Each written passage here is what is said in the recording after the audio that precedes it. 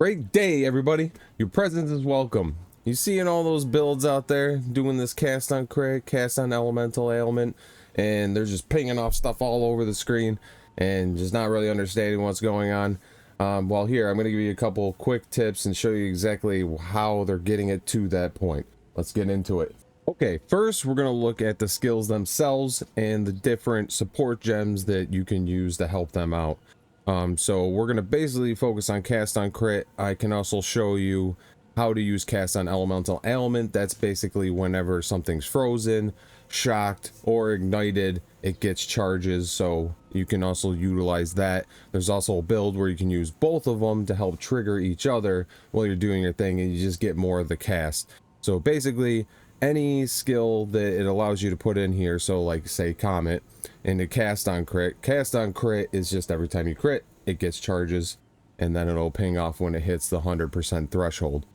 All right, so with Comet in there, any skill you put in there, so I could put 5 skills in there if I want, and they would all ping off when I get the crit. That's not the most effective way that I found.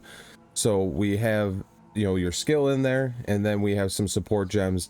Any support gem that would normally affect a skill and not the cast on crit itself. So I'll show you the difference. Something like efficiency and crit chance, pinpoint critical, will affect Comet, where these two, boundless energy and energy retention, those are specifically for the cast on crit. So these two will not affect the Comet, and these two will not affect the cast on crit.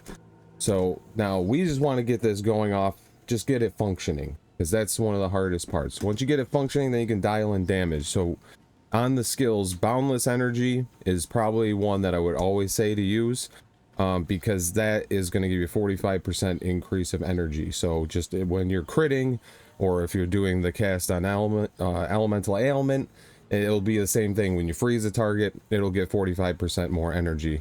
The other one you can use, this one is kind of a flavor thing, but if you're just going for max amount of times casting, energy retention is nice because every 35% of the time it will get 50% back immediately. So instead of starting at 0, it'll start at 50% and then just have to go the rest of the way. It's not, always, it doesn't always pan out the best, but if it's going off a lot, it does, you'll get big spikes in the amount of things that are cast.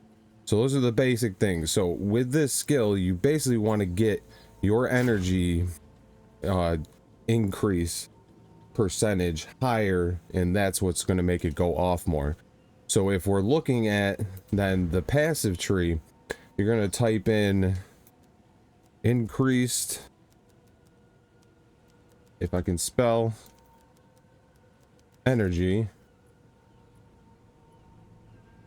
and I still can't spell. Oh my goodness. There we go. Increased energy. All right, so this is going to show you nodes that will increase the meta skill energy, and that's the one thing to know, that this is a meta skill. That's what it counts as. So any of these nodes that give you an extra 8% energy, there's different ones. I wouldn't do like the invocated spells because they're not technically that, so I wouldn't worry about that as much. But there is one good node over here. This, if you have a crit based build, you get an extra 25% increased energy if you dealt a crit hit recently, which is 4 seconds after you crit. It will give you that. So if you have a high crit build, which this one is, and I'll show you at the end of the video, then you're getting a huge increase. You also have time lost jewels. So if you need to find those, just click on any item. It doesn't matter what it is.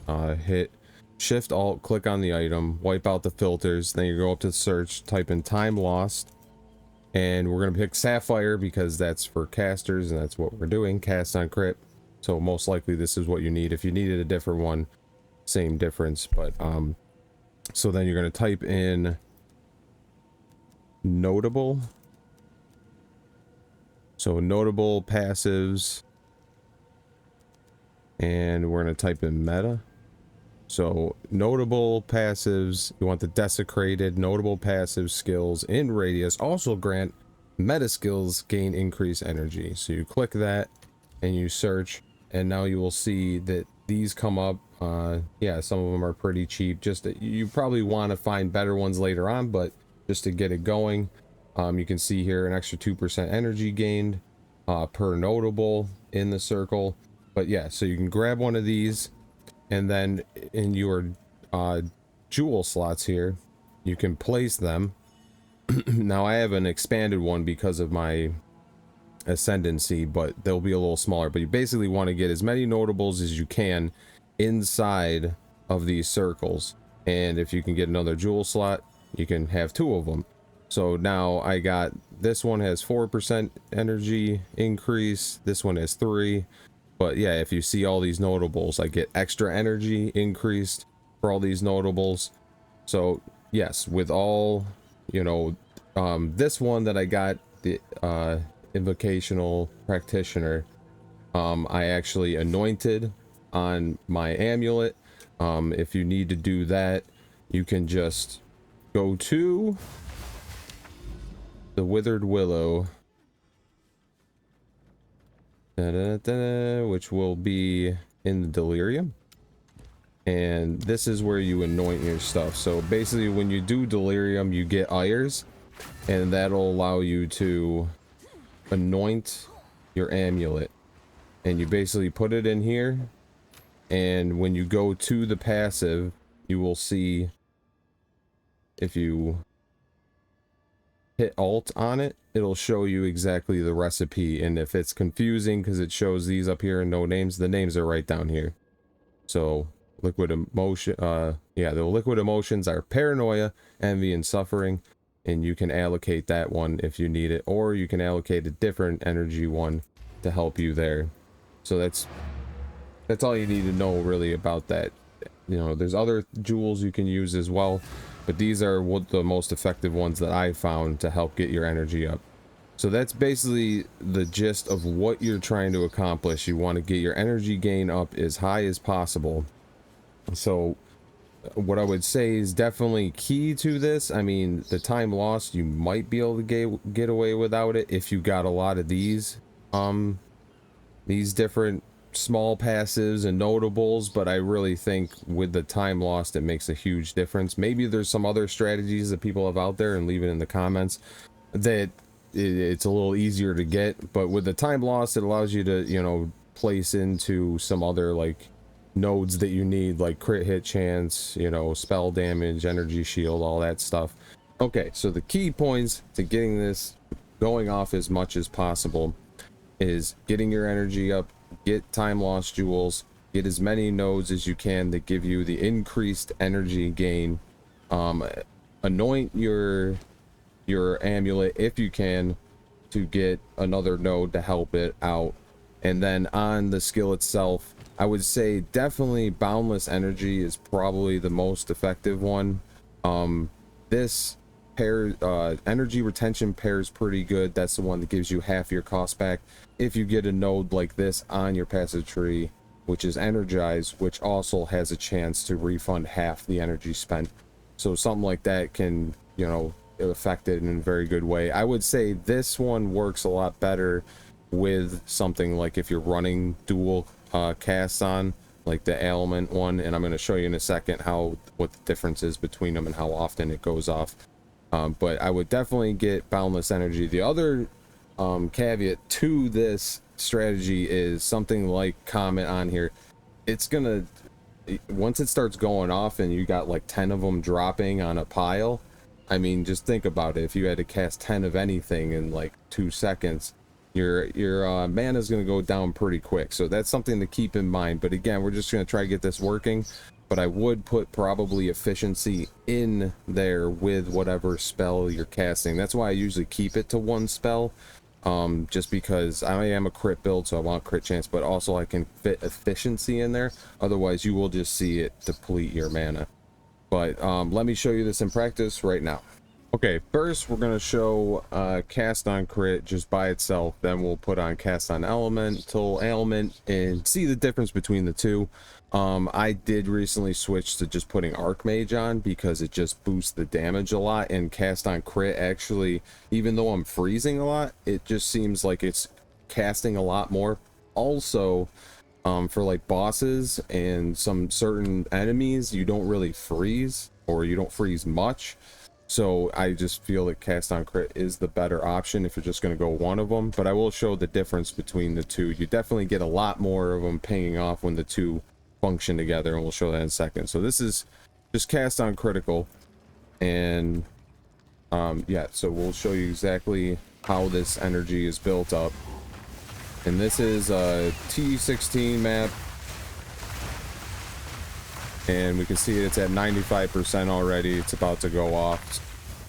Sometimes it'll go off immediately. It just depends on how it rolls. But that's, we got 1 meter. It's about to go off again.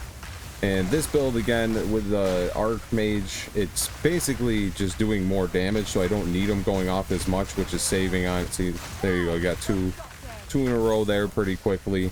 Definitely heavier targets or bigger piles, you'll see it go off a lot more. Like this, see, it goes off pretty quick. So it's more of like an additive thing than like my only thing going off. Just because that's the point where I'm at with it. I'm sure if I got my all the energy nodes and really just focused it and got my mana up really high, just I feel like it needs a balance of damage. Again, this is a, you know, T16 map, and I don't have any trouble killing bosses. I have a lot more damage when I freeze, so when I freeze a boss, usually once they freeze once, it'll just pretty much kill them, unless they're a really powerful boss with a lot of, you know, resistance to ailments and stuff like that. But yeah, okay, so that's cast on crit by itself. If you do elemental ailments, so say you're not like a crit chance build, it works very similar.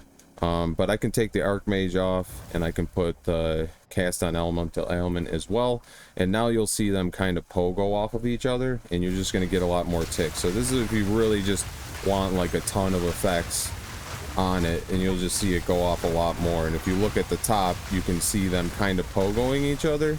Sometimes they'll go off together, sometimes they'll just pogo. And then this definitely for bosses, it goes off a lot more because they're a single target. Oh, that's fortunate that I got that. I guess that's random. But yeah, so I would say either way that I've noticed, it's not like a huge difference whichever way you want to go with it.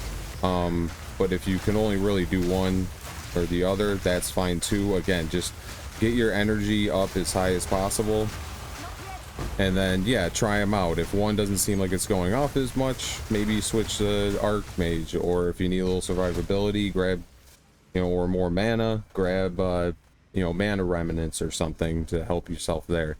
But yeah, so I basically, yeah, just like archmage. I think it works well enough. Once you get up your energy and your crit chance really high, I think it casts enough where, again, unless you have like, you're just mid-maxing this to the teeth and you just have all the right gear and you have mirrors worth of gear and stuff, and you can get it to where it's just, yeah, it's just casting all the time, then, you know, you can do whatever you're doing. But with this, I feel it's a good balance. I don't run out of mana as much.